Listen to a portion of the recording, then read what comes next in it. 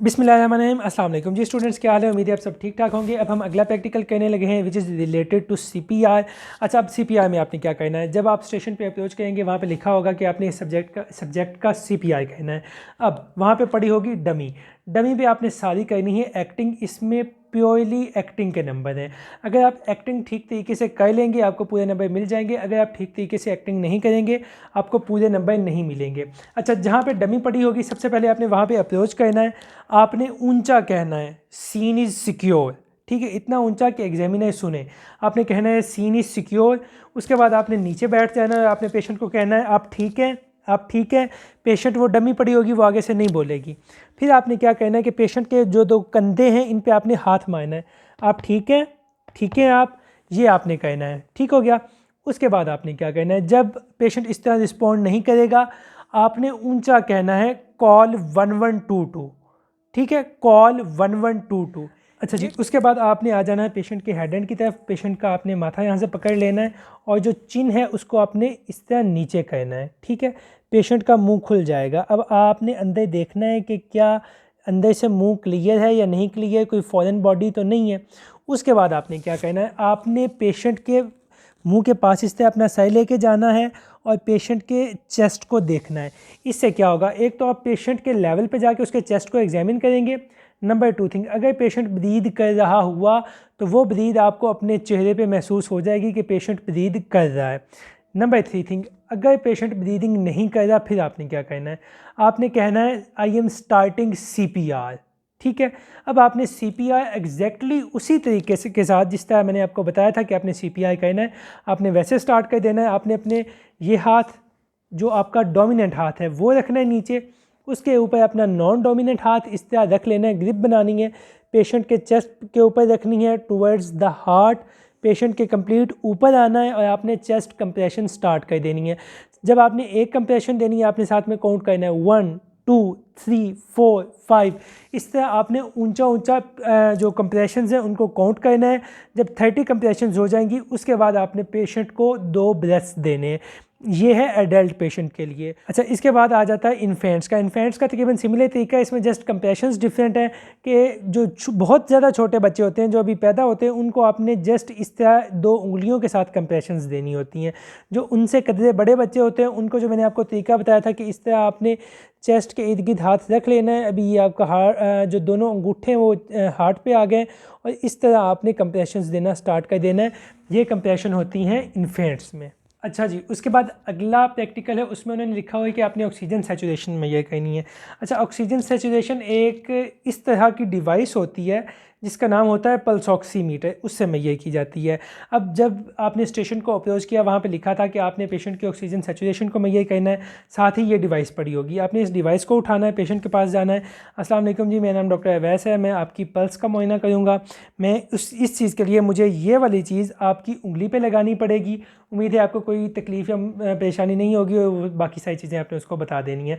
उसके बाद आपने क्या करना है, इस पर यहाँ पे लगा होता है ये एक बटन, आपने इसको प्रेस करना है। जब आप इसको प्रेस करेंगे ये ऑन हो जाएगा। ठीक है, आपने इसको प्रेस करना है, ये ऑन हो जाएगा। उसके बाद आपने यहाँ से इसको पकड़ना है, दबाना है। दबाने से ये इस तरह खुल जाता है, पीछे से अगर आप दबाएं तो यहाँ से आपने खोलना है इसको और पेशेंट की उंगली के अंदर इसको इस तरह डाल के रख देना है। इस प्रैक्टिकल में इस मेथड के साथ आपको पेशेंट की पल्स का भी पता चल जाएगा और ऑक्सीजन सैचुरेशन का भी पता चल जाएगा। वहाँ पे लिखा होगा, परसेंटेज में लिखी होगी ऑक्सीजन सैचुरेशन और पर मिनट में लिखी होगी पल्स। आपने ये दोनों चीज़ें नोट कर लेनी है।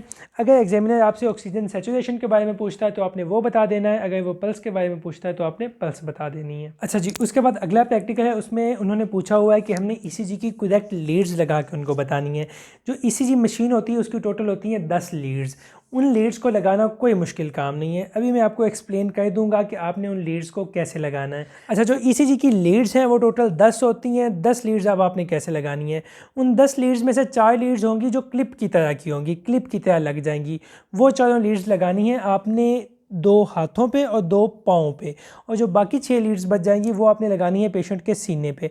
अब जो क्लिप वाली लीड्स होंगी उनके ऊपर मेंशन होगा, RL मेंशन होगा। RL का मतलब जिस लीड पे होगा उसका मतलब है right leg.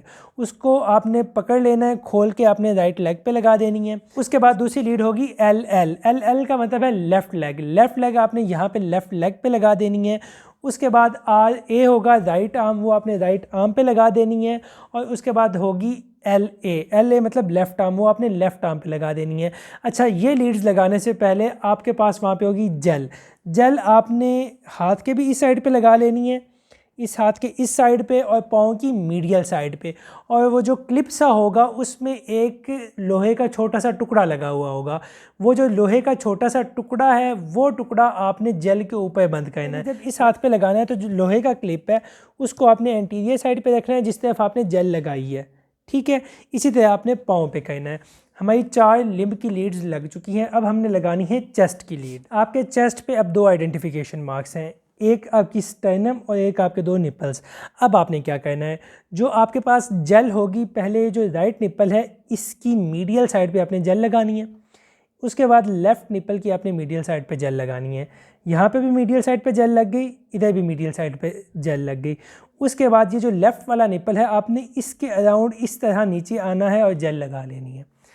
I am again repeating, आपने जो आपका राइट निपल है उसके मीडियल साइड पे जेल लगाई, जो आपका लेफ़्ट निपल है उसके मीडियल साइड पे जेल लगाई, और उसके बाद ये निपल के अराउंड आपने इस तरह जेल लगा लेनी है। अब आपने क्या करना है, जो V1 होगी हर लीड पे मेंशन होता है, जो V1 होगी उसको आपने लगाना है राइट निपल के मीडियल जहाँ पे आपने जेल लगाई है। दूसरी लीड आपने लगानी है जो आपका लेफ़्ट निपल है उसके मीडियल V2। उसके बाद जो आपने इस तरह नीचे की तरफ आपने जेल लगाई है जो कि हार्ट के अराउंड इस तरह मूव कर रही है, वहाँ पे आपने इस तरह लगानी है कि V2 यहाँ पे आएगी, V6 यहाँ पे आएगी, मतलब V3 V4 V5 इस तरह आपने चेस्ट की लीड्स लगा लेनी है। V1 यहाँ पे, V2 यहाँ पे, V3 V4 V5 और V6 यहाँ पे आके ख़त्म हो जाएगी। अब आपकी जो 10 की 10 लीड्स हैं वो एग्जैक्टली लग चुकी हैं। अच्छा जी, उसके बाद जो हमारा अगला प्रैक्टिकल है उसमें उन्होंने लिखा हुआ है कि determine the effect of posture and exercise on blood pressure by auscultatory method. मैंने आपको बताया था कि ब्लड प्रेशर मेजर करने के 2 मेथड होते हैं, एक ऑस्कल्टेटरी मेथड और दूसरा पाल्पेटरी मेथड। ये ब्लॉक 1 में मैंने आपको परफॉर्म करके भी दिखाया हुआ है, जिसने नहीं देखा वो ब्लॉक 1 की CFRC की वीडियोस में जाके देख सकता है। अच्छा, मैं आपको अगेन दोबारा क्विकली बता देता हूँ। जो पाल्पेटरी मेथड होता है उसमें आपने क्या करना होता है, आपने पेशेंट का हाथ इस तरह रखना है, यहाँ पे कफ लगाना है, आपने यहाँ पे रेडियल पल्स फील करनी है। उसके बाद आपने उसको इन्फ्लेट करना स्टार्ट कर देना है BP कफ को। जब वो चला जाएगा 170 180 पे, उसके बाद आपने उसको डिफ्लेट करना है। आपने देखना है कि मुझे कितने प्रेशर पे रेडियल पल्स फील हुई। जिस प्रेशर पे आपको रेडियल पल्स फील हो जाती है इसका मतलब है इसका ये सिस्टोलिक ब्लड प्रेशर है। और जो पाल्पेटरी मेथड होता है इसमें हमें जस्ट सिस्टोलिक ब्लड प्रेशर का पता चल सकता है, डायस्टोलिक ब्लड प्रेशर का पता नहीं चल सकता। और जो ऑस्कल्टेटरी मेथड होता है उसमें आपने यहाँ पे कफ लगाना है, अपना स्टेथोस्कोप आपने पेशेंट के क्यूबिटल फोसा में रखना है ब्रेकियल आर्टरी के ऊपर, और उसके बाद उसको इन्फ्लेट करना है और डिफ्लेट करना है। उसके बाद आपने देखना है कि मुझे कब साउंड आना स्टार्ट हुई और कब वो साउंड गायब हुई, तो वो आपके सिस्टोलिक ब्लड प्रेशर और डायस्टोलिक ब्लड प्रेशर का आपको पता चल जाएगा। अच्छा, इसमें आपको ऑस्कल्टेटरी मेथड और पाल्पेटरी मेथड को तो पता चल गया। अब हमारा जो प्रैक्टिकल है वो ये है कि effect of posture on blood pressure. अब इफ़ेक्ट ऑफ पोस्चर आपने कैसे देखना है, आपने पहले पेशेंट को लिटा के BP में यही कहना है, उसके बाद आपने पेशेंट को कहना है जी खड़ा हो जाए। जैसे ही उसने खड़ा होना है साथ ही आपने BP उसका मैयर कर लेना है। इससे अगर दोनों BPs के दरमियान में डिफरेंस हुआ तो इसका मतलब है कि इफ़ेक्ट ऑफ पोस्चर पेशेंट पे आ रहा है। मतलब पहले पेशेंट लेटा हुआ था उसका BP और था, अब पेशेंट खड़ा हो गया उसका BP और हो गया। इसका मतलब है कि इफ़ेक्ट ऑफ पोस्चर पेशेंट पे आ रहा है। उसके बाद दूसरा इसका पोर्शन है कि effect of exercise on blood pressure. उसमें आपने क्या करना है कि पहले पेशेंट साकन बैठा हुआ है, रेस्ट पे है, आपने उसका BP मैयर कर लिया। उसके बाद आपने पेशेंट को कहना है कि अगर वहाँ पे ट्रेडमिल है तो इस पर दौड़े, अगर वो दौड़ सकता है तो ठीक है, अगर नहीं दौड़ सकता तो आपने उसको कहना है कि आप जल्दी से जाओ, सीढ़ियाँ उतरो, सीढ़ियाँ चढ़ के आ जाओ, ठीक है। या आप कमरे के अंदर भी कह सकते हैं कि जाओ एक चक्कर कमरे का दौड़ के लगा के आओ। उसके बाद आपने अगेन पेशेंट का BP चेक करना है। अगर BP के दरमियान में डिफरेंस हुआ तो इसका मतलब है कि जो ब्लड प्रेशर है उसमें जो एक्सरसाइज है उससे डिफरेंस आ रहा है। अच्छा जी, उसके बाद अगला प्रैक्टिकल है, उसमें हमने पेशेंट की करैक्टर ऑफ पल्स देखना है। करैक्टर ऑफ पल्स के लिए सबसे पहले तो हमने पल्स फाइंड करनी है। जैसे मैंने आपको पहले प्रैक्टिकल में बताया था कि आपने इस तरह पल्स फाइंड कर लेनी है।